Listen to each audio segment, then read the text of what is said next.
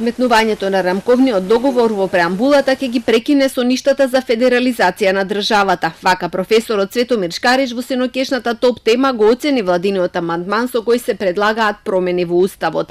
Смета дека неговите принципи може да бидат од големо значење за внатрешната стабилност на државата. Во рамковниот договор е наведено дека се гарантира унитарниот карактер на Македонија.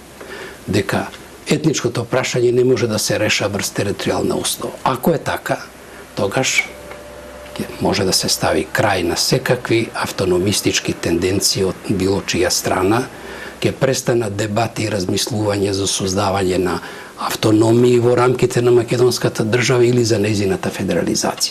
Дел од аналитичарите пак сметаат дека овој амандман нема значење за договорот од Преспа и служи само за задоволување на желбите на коалициониот партнер. Охридскиот рамковен договор воопшто не беше споменат во преговорите помеѓу Македонија и Грција, воопшто не е никаков услов за имплементација на договорот од Преспа. Премиерот пак е убеден дека со овој амандман ќе се намалат и внатрешните етнички конфликти кои ги има и по 17 години од подпишувањето на договорот. Последниот таков инцидент се случи во неделата во Тетово, каде навивачите на Шкендија демолираа се пред себе, скандираа УЧК и извикуваа националистички пораки навредливи за македонците. Инциденти имало во минатото и веројатно и ќе има во иднина. Наша задача на сите е да зборуваме гласно за вакви инциденти, да ги осудиме ваквите инциденти и да се трудиме се што треба пред се како луѓе, како граѓани, а секако најповеќе институциите да не се повтараат во Република Македонија.